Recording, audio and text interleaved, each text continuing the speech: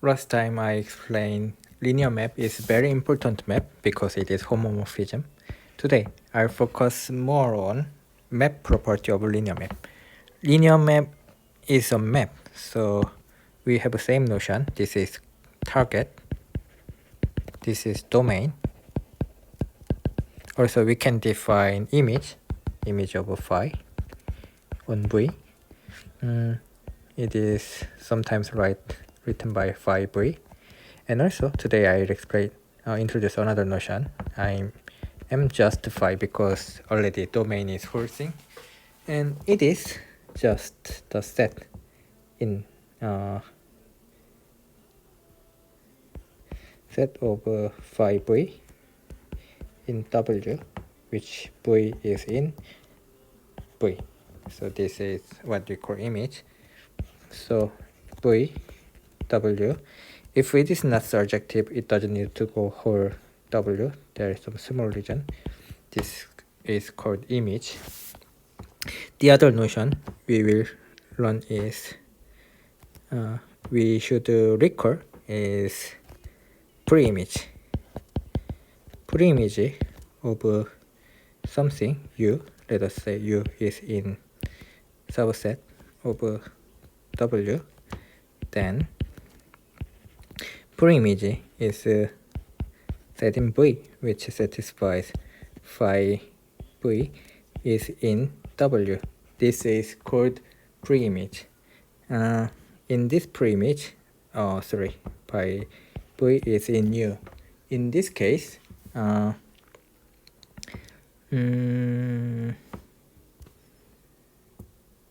we can draw a figure also, V, W, and let's say some small set U. And you can think there is some map co-ascending, and this U or thingy is in some region here, then it is pre-image of V with this. So it is in W. So image is in W and pre-image is in V. So they are each are subset of image. Subset of target is image, and subset of domain is pre-image. As we talked last time, there was some special element in W, which always have a non-empty pre-image. It is 0 in W. 0 in W. Because 0 in W, always we know, at least this is pi over V. So this is very special case. So we will call, So pre-image, pre-image of Z0 vector is non-zero. And because it is always non-zero, we have some special name called kernel or null space. So when we call kernel or null space of phi, it is nothing but just the pre-image of a zero vector set. And of course, this is set in V in V, such that phi V is 0 in W. So this is kernel. Let us see some example. For example, zero map. Zero map is something like that. Every vector goes to 0 in W.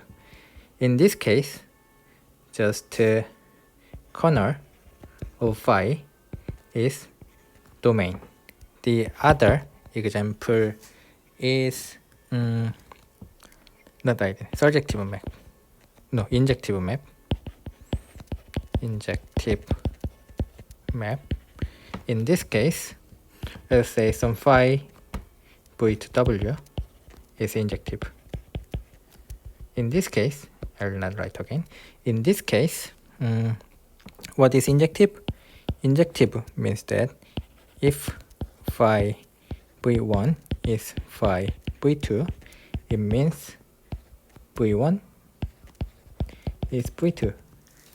So we already have phi 0v is 0 in W. If we think another thingy, phi v prime in 0W, because of that assumption, they are same, 0v. So this means that v prime must be v. So there is only one element, and in other words, corner of phi is nothing but just 0 in v. This is what we call corner or null space or thingy. And we have very special theorem called the fundamental theorem of linear maps. It is fundamental theorem, so it is very important fundamental theorem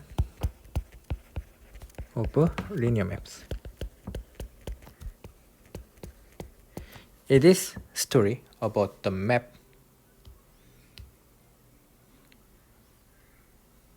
but it is about the dimension. In fact, it is very simple.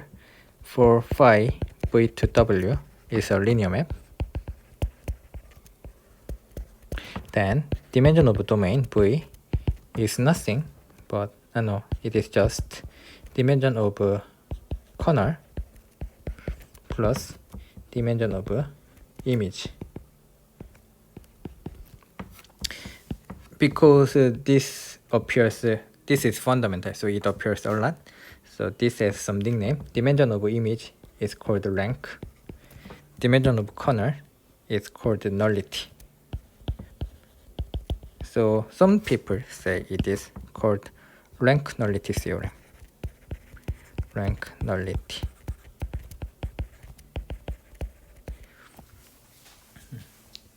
Because it tells only about the dimension. It has a nice property, but also it's easy to check. You need to check it's just the dimension. So it is very useful, and that's why it is called fundamental in my personal opinion. Let me prove this. Okay, phi is a linear map. Then let us define some equivalence relation such that for v and v prime, of course in v prime is equivalent to v, equivalence relation. So I want some equivalence relation. Equivalence relation. V is v prime. This means that there is some n in corner such that v prime is equal to v plus n. In other words, if v prime minus v is corner, then v prime is equal to v. This is how we define this equivalence relation. We define equivalence relation, so we can define quotient like this. One of the equivalence class is 0. So corner is the equivalence class. So we can also write corner of phi. And this is just quotient set. I didn't explain quotient vector space, I noticed. But we can say this is also vector space. It is just side because quotient has if we define some addition and multiplication properly, we can set some vector space. Let us write this, and this is just quotient map, and this satisfies this. Let us say v1 and v2 is in v, then v1 plus v2 is equal to v1 plus v2, and then Also, A is some number. A v1 is equal to A equivalent S multiplication defined in equivalence class set. It is v1. Okay. If we define like this is not just a set, it is also vector space with this addition and multiplication rules. So we can define it is just a side. And there is a theorem called the fundamental isomorphism, first isomorphism theorem, or fundamental theorem of homomorphism. It is simple. It is some theorem for isomorphism. They have all similar structure. One thing is that always image of phi is subset of, in this case, target W. And the other thing is that kernel, quotient of kernel is isomorphic to image. So these two are some homomorphism theorem. So it holds every homomorphism, not necessarily need to be vector linear map. It holds every homomorphism. And in this case, it is isomorphic. Of course, this is vector space isomorphism. So there is a linear map, natural linear map, which relate image and V divided by kernel phi. So there is some phi tilde. So this is the result. And then this means that,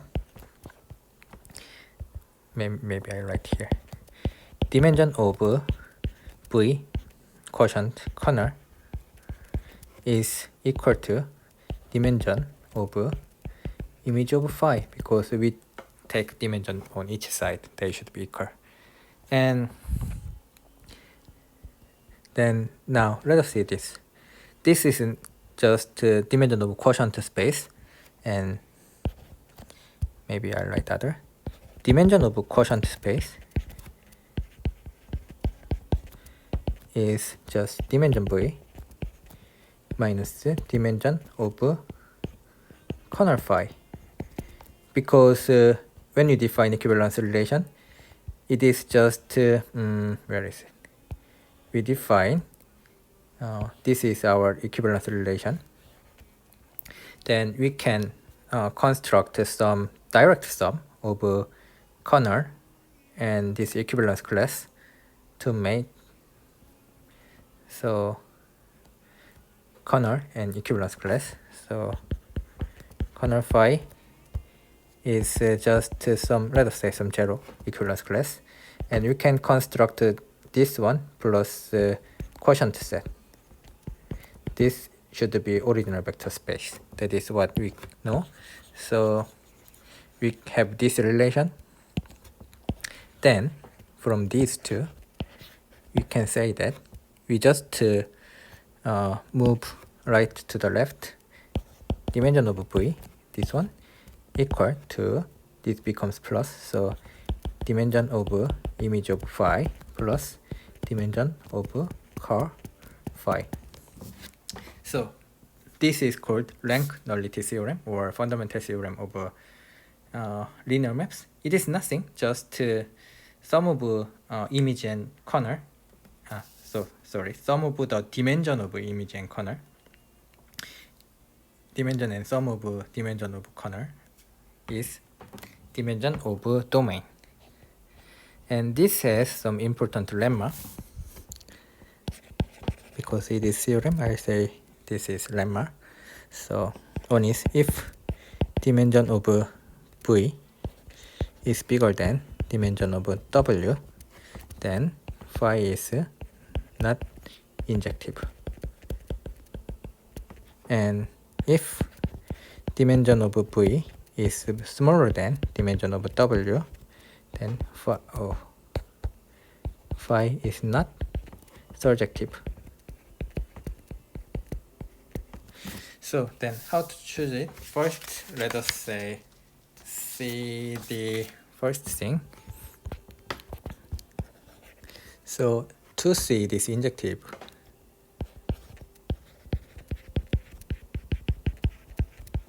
then it means corner of phi is zero vector v. So this is what we call injective, what we find today. And if this is true, because the zero vector has a zero dimension, dimension of corner of phi is zero. And this is when the thingy injective is true. And now let us see, dimension of v is dimension of image of phi plus dimension of corner of phi. Sorry, we want what is this one? So let us align this with the dimension of core phi. This is dimension of v minus dimension of image of phi, and this is of course bigger or equal to dimension of v, because dimension of image cannot be negative, so this is always bigger, and we say this is bigger than dimension of w. Dimension of w is minimally zero if it is only zero vector. So because of this, it is always bigger than zero, so it is always positive number. So this is always positive number. This is always positive number, so it cannot be injective. Now, second case. For surjective map, maybe we have to make a question. Surjective map, then we know image of phi is w. This is surjective. So we have to check this. And it is that because dimension of image of phi is dimension of w. Question is this. And dimension of phi, let me check. Dimension of image of phi is dimension of v minus dimension of corner. And this is, of course, smaller or equal than dimension of v. And in the assumption, we assume dimension of v is dimension of w, smaller than dimension of w. So this is minimally zero. This should be also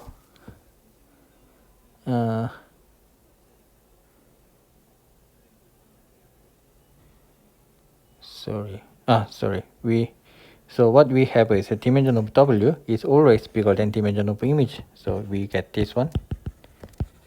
So now we can conclude that it cannot be surjective. No, this is also no. So we prove these two cases. Yeah, and we have more use, in my opinion, we have more useful lemma.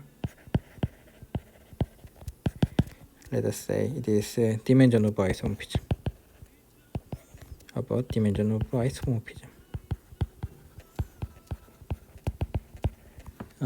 Dimension of isomorphism should be such that if dimension of v equal to dimension of w, then v is isomorphic to w.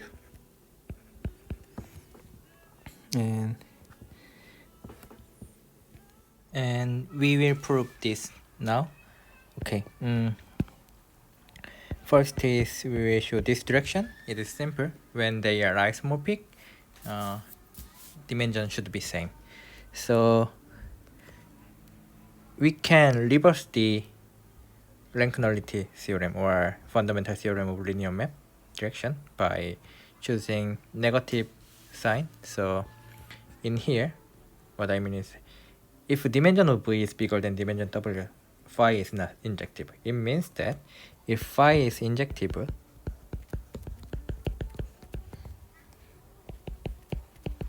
dim V is bigger, then it means dim V should be smaller or equal to dim W. Similar thing happens for the second surjective.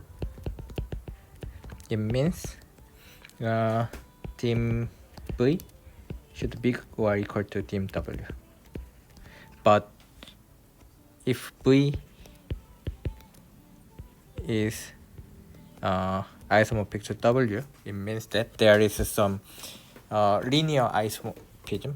It means, yeah, bijective linear map. So this means that there is some phi which is bijective.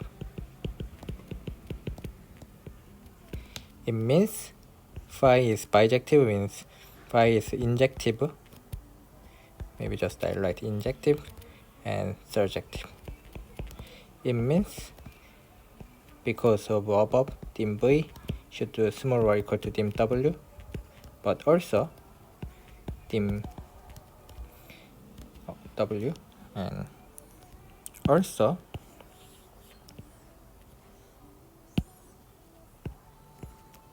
dim V is bigger or equal to dim W. But this one is just, if they are both true, dim V is dim W. So we proved that if they are isomorphic, dimension should be the same. The second thing we have to show is a little bit more complicated. So I'll show some half proof, which is I assume something which I don't show exists. Then after that, I'll show you how to construct it. First, let me choose some. Let us say there is some injective. It is just assumption. So injective. So let us assume this is assumption. Then, because it is injective, corner of phi is just 0 in V. And corner of phi is just 0. It means that dimension of corner is 0. Then we know rank nullity theorem, dim V should be dim cur plus dim pi image, but corner is 0, so just dim image phi. And because dim V is dim W, they are in our first, we are showing this direction. So this is our assumption, and it shows this one. And because it means dim W should be dimension of image of phi. So then this is target dimension is same with the image dimension. But if they are same, also dimension of we now know they have same dimension, but also of course image of phi is subset of W. But if they have the same cardinality because they have the same dimension, it means that image of phi should be W, because they should every element in phi should be element of W, but they have the same cardinality, so they should be the same, have the same element. So they are same, so it means that phi is surjective. It means that it means that because we assume there is a injective map, but in conclusion we get it is surjective, so we can conclude that phi is in fact bijective. the proof is not finished. I just comment more. So if what we have shown is that our assumption is dimension V is dimension W, then phi injective shows that it is also surjective, and of course it is surjective, then this means that it is bijective. In fact, we can go reverse direction. We have a phi surjective phi, and then this is true, and then this is true, and we get dimension of curl phi is 0. And if dimension of curl phi is 0, curl phi is only 0. So it is injective map, so we can also go reverse direction. So surjective if assumes phi is injective, and then of course it is bijective. So what we have is that if dimension V is dimension W, so this is our side lemma, we have, if this is true, then phi is injective is equivalent to phi is surjective, and it is equivalent to phi is bijective. So we don't need to distinguish surjective, injective, or bijective. And this means there is a bijective linear map. This also means that V is vector space homomorphic to W. So this is our side lemma. So now what we have to prove is only the remaining thing. One thing, at least we need some map phi which is injective or surjective. So if we assume there is it, we prove it. But how to show it? It is a little bit hard, but we can just construct it. So another. So we can construct. So let me write just construction of this. I write here. So then how to construct? Unfortunately, in this time I use some basis. So E1, En is a basis of V. And let us choose some random W1, Wn.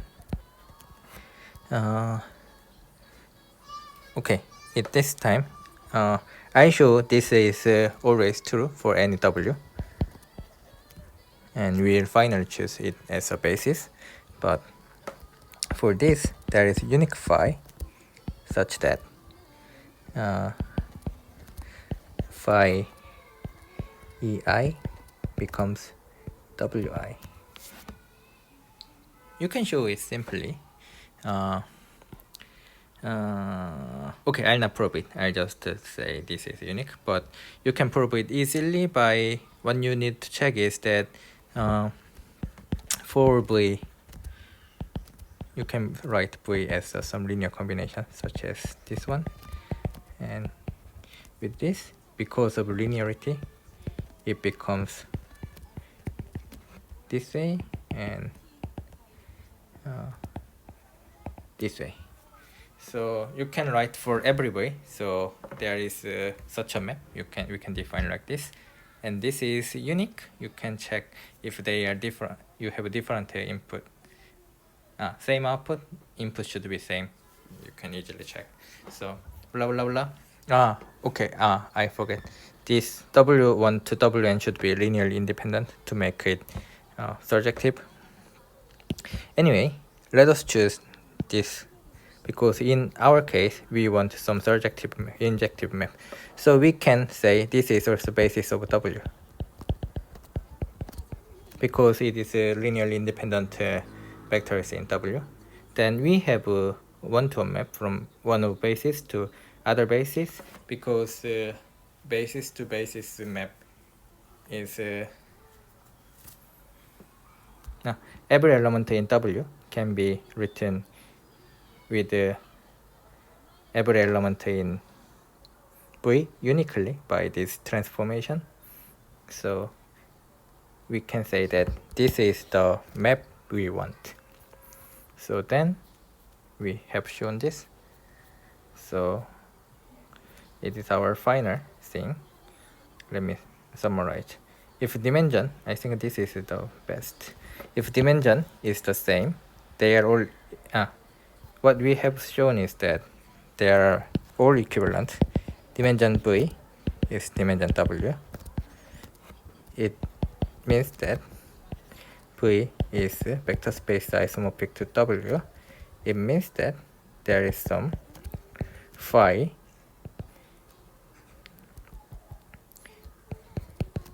bijective.